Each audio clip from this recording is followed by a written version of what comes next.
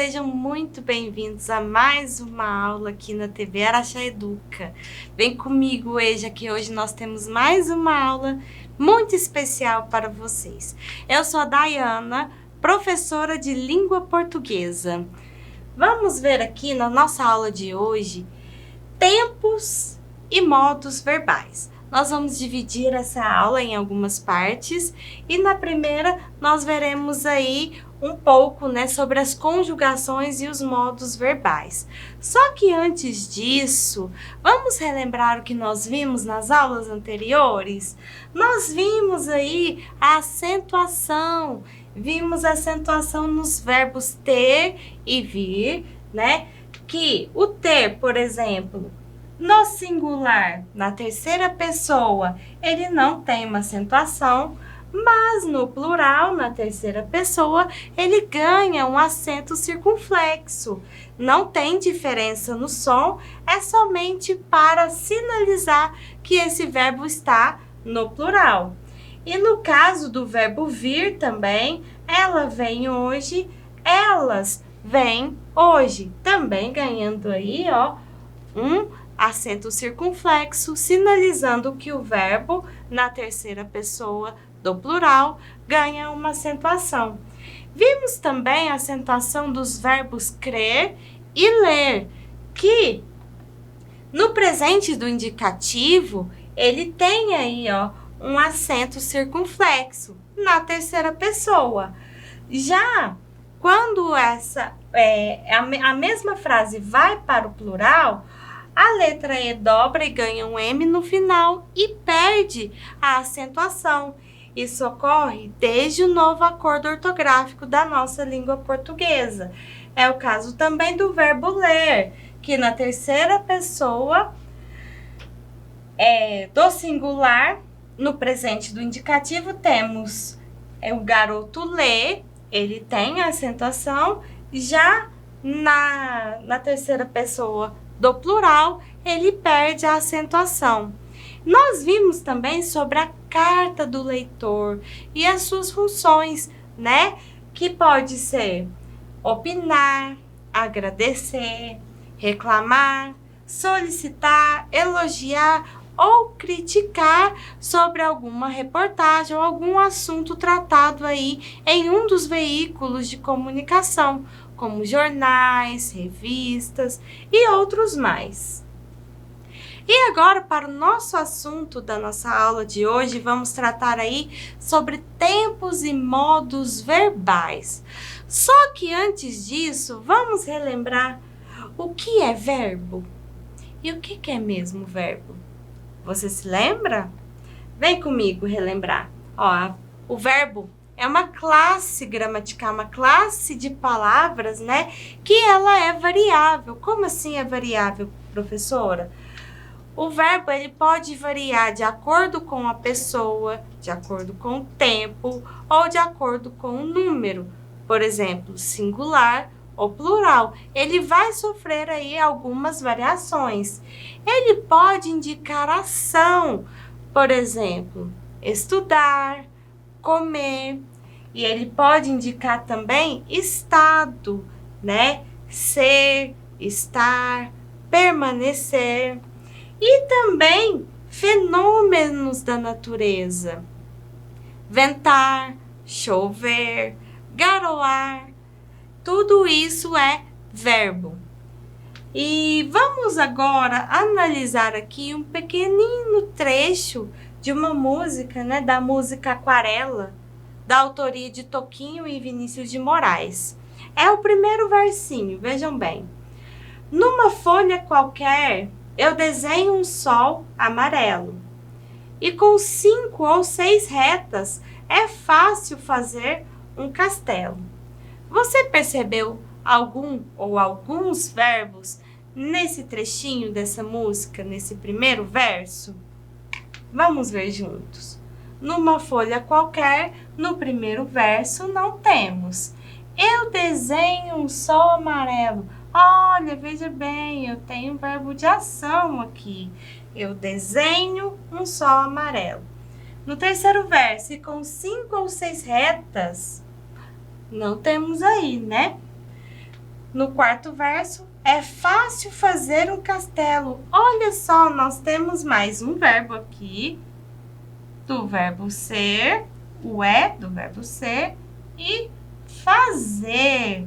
Nesse caso, fazer está no infinitivo, numa forma nominal do verbo.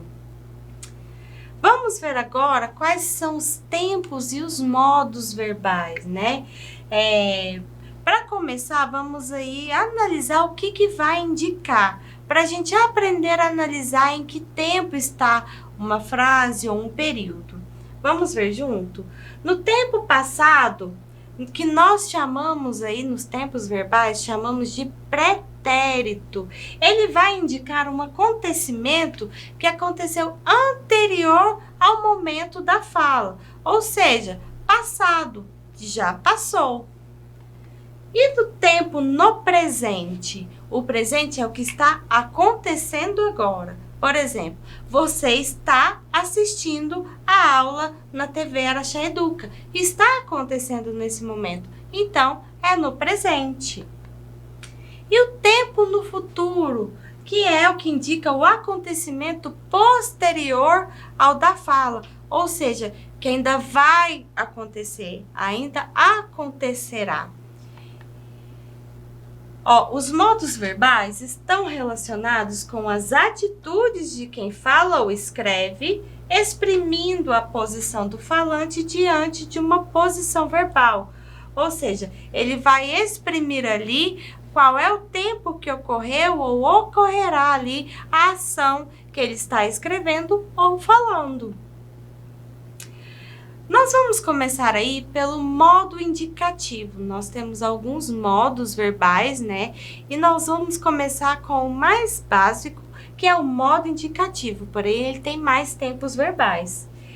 E o modo indicativo é empregado quando a atitude do enunciador revela ser aquele fato sobre o que se escreve ou fala algo real, ou seja, que é verdadeiro, ou que vai acontecer de fato, ou que está acontecendo mesmo, ou que aconteceu de verdade. Vamos ver exemplos. Trabalho no escritório da empresa. Veja bem aqui esse verbo de ação, trabalho. Ou seja, eu estou indicando que de fato trabalho no escritório da empresa. Outro exemplo, nós trazemos aqui, vamos ver, um verbo já no passado. A mãe fazia lindos vestidos para complementar a renda familiar. Fazia, certo? Ou seja, é tempo passado e é indicativo. O modo indicativo, ele possui aí os seguintes tempos verbais. Vejam bem os tempos verbais do modo indicativo que nós temos. Nós temos o presente, como eu falei, que é o que acontece agora. Temos o pretérito perfeito, que significa passado. Aí o pretérito vai ser dividido em pretérito perfeito, pretérito imperfeito, pretérito mais que perfeito, futuro do presente e futuro do pretérito. Vamos ver como isso funciona? Vamos lá. Lá no tempo presente, ele vai indicar uma ação que ocorre lá naquele momento, né? No presente do enunciado ou uma ação aí habitual. Vamos ver alguns exemplos. Eu canto, tu cantas, ele ou ela canta, ou seja, que está acontecendo neste momento. É muito comum utilizar o presente também quando vai falar aí de um grande artista, por exemplo. Vou dar um exemplo, ó. Diana Rosa Barbosa nasce em 1985. Viu? É indicado aí em algumas publicações para trazer aí uma emoção maior. Mas sabemos que isso aconteceu lá no passado assim, não muito distante, né? E agora vamos aí começar com o tempo passado, começando pelo pretérito perfeito. Ele é usado para indicar um fato em um momento anterior ao da fala e que já foi concluído. né? Então, o perfeito é algo que já foi concluído. Vejam bem, eu cantei, ele cantou. Vamos ver a diferença para o pretérito mais que perfeito. Aí, o pretérito mais que perfeito vai ser usado para indicar uma ação que ocorreu antes de outra ação. Mas como que é isso, professora? A gente vai indicar aí uma ação que ocorreu antes de outra ação, também do passado. Vamos ver como fica. Ó, ele pode indicar também um acontecimento situado de forma incerta no passado. Vejam bem, eu cantara, vós cantareis, eles ou elas cantaram. Vejam bem, ele fica igual ali, ó, no pretérito perfeito, na terceira pessoa do plural. E o uns exemplos aqui que eu trouxe do pretérito mais que perfeito para a gente situar aí uma ação que aconteceu antes de outra ação, que também é do passado. Vejam bem esse exemplo. Quando notei, a água já transbordara da banheira. Ou seja, eu notei, nós temos um pretérito perfeito e um pretérito mais que perfeito de uma ação que aconteceu antes dessa ação. Antes de notar, né, a água já tinha transbordado. Quando notei, a água já transbordara da banheira. Outro exemplo, com um olhar triste, explicou a todos por que regressara à casa. Vejam bem, uma ação, mas antes dessa outra ação, nós tivemos outra ação, certo? Esse é o pretérito mais que perfeito. E agora, o futuro do pretérito. Professora, futuro do passado? Como que é isso? Isso tem jeito? Tem. Ó, se refere a um fato que poderia ter acontecido posteriormente a uma situação passada. Como ficaria? Ó, eu cantaria, nós cantaríamos. Perceberam? Então, é o futuro do presente. Aliás, futuro do pretérito. Vejam bem esse exemplo do futuro do pretérito, que é utilizado também para indicar uma ação que é consequente de outra, encontrando-se condicionada. Veja bem, eu tocaria guitarra em uma banda se tivesse essa oportunidade. Vejam bem, vai indicar uma ação consequente. Se eu tivesse a oportunidade, eu tocaria guitarra. Perceberam? Então, esse é o futuro do pretérito. Vamos agora para um quiz para a gente verificar o que aprendemos na aula de hoje? Para verificar o nosso aprendizado da nossa aula, vamos ver aqui, vamos separar algumas palavras pelo tempo verbal, que aqui nós colocaremos os verbos no presente, aqui no centro os verbos no futuro e lá no cantinho os verbos no passado. Vamos ver como fica?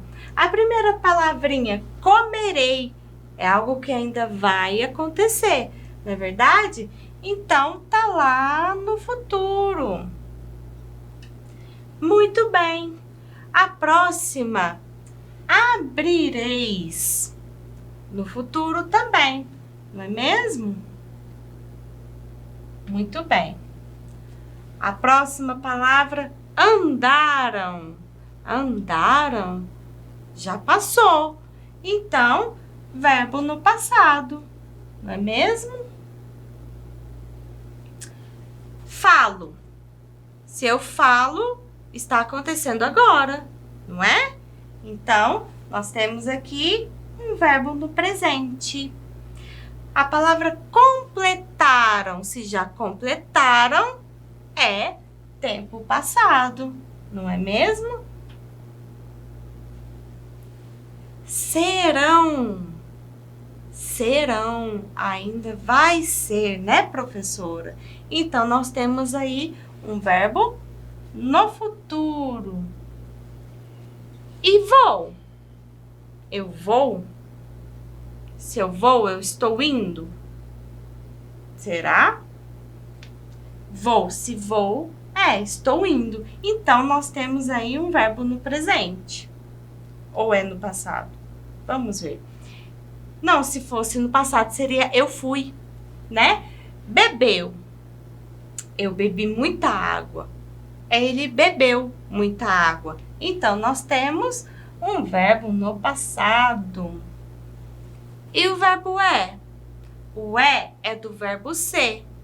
Eu sou, você é, ela é. Então, é no presente, não é mesmo? Cliquei aqui na nossa tela. Quer dizer que já passou. Eu cliquei, certo? Existirás. É algo que ainda vai existir, professora?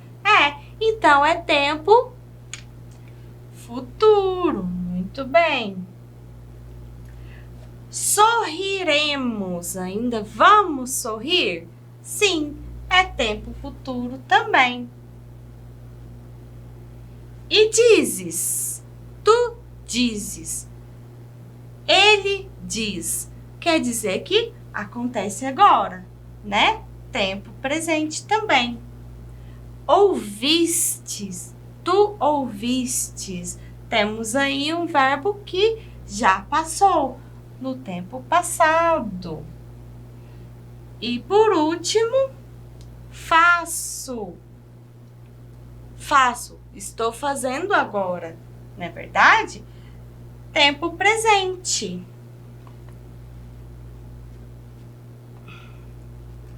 Vamos enviar nossa resposta. Muito bem, acertamos tudo. E aí, gostaram do nosso quiz? Eu gostei. Bom, essa foi a nossa aula de hoje. Bons estudos para todos vocês. A gente se vê na próxima.